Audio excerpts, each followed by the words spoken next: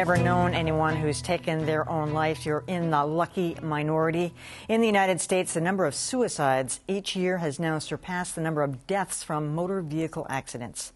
For 40 years now, it's been the mission of the Samaritans to counsel people contemplating suicide. With just one telephone and 22 volunteers, Monica Dickens, the granddaughter of Charles Dickens, founded the Samaritans here in Boston. And she says the phones began to ring almost immediately. The Samaritans' mission is personal for my next guest. Peter Marsh's twin brother Paul took his own life 7 years ago. Peter is now the director of the Samaritans. Thanks for joining us. So, Peter, tell us about Paul. I don't mind telling you, I have an identical twin myself, and I can't imagine losing someone like that and feeling so close to them that you couldn't have known that was happening. Yeah, thank you. So, you know, as an identical twin, Paul and I always had a connection throughout our lives. And when he died by suicide in 2007, it was a shock to all of us. There were no signs, there was no warning. He was beloved in his community. He was the kind of person that you would think this could never happen to. He was a clinical social worker. He counseled children and adults and families. He mentored nurses and Master of Social Work students. And when he wasn't working, he was volunteering and coaching kids in baseball, hockey, Did he have basketball. his own family? He did. He did. So it was a shock to us all, and that was 2007. And for me, it was my first experience with suicide. But it was several months later where I became concerned that we weren't talking about it. We weren't grieving. We weren't, I think of it now as we weren't doing the things that Paul, as a counselor, would have recommended we do to get through the grieving process. Well, did you ever figure out what happened? Why?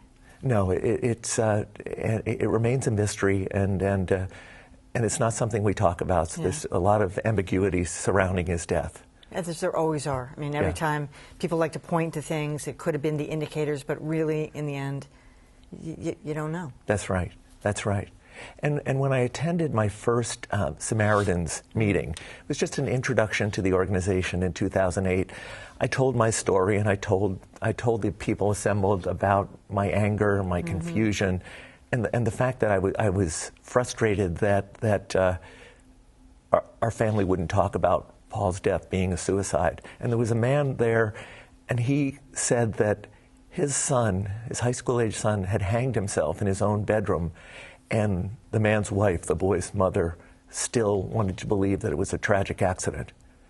So for me, that made it very clear the difficulty around suicide, the stigma, and it brought to the foreground the important work that Samaritans does. I mean, I've unfortunately been involved in situations close to me, fairly close, where there's a pain that I don't think people can understand, and an embarrassment in a way that you feel like, how could somebody, A, do this to me, and secondly, I must be, a bad wife, a bad mother, or somehow people internalize it and put it on themselves. Yes, exactly.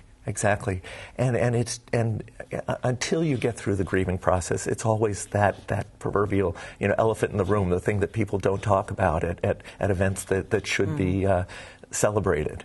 So what has changed with Samaritans now? I mean, it used to be the phone call, but do people still call? Do they text you? Do they use social media? Do you reach out to people if you see somebody on Twitter saying they're suicidal? How does it work now? Yeah, well, it's interesting because we noticed that teenagers are under a lot of pressure from bullying and depression, yet our teen hotlines were not ringing as much as we thought they would be. So we had the bright idea to ask some of our team volunteers, and they said, well, it's because kids don't use phones anymore. So we started a texting service and an instant chat program. So now each year we get 125,000 phone calls, but we also get 12,000 text messages and another 1,000 chats. And most of the teens will interact with our volunteers more comfortably through the So 24/7 you have people dealing with them. Yes. How big is the Boston office now? We have a small staff, and it's all volunteers. Yep. We try to answer every call around the clock, and we ask for a big commitment of our volunteers, including overnight shifts.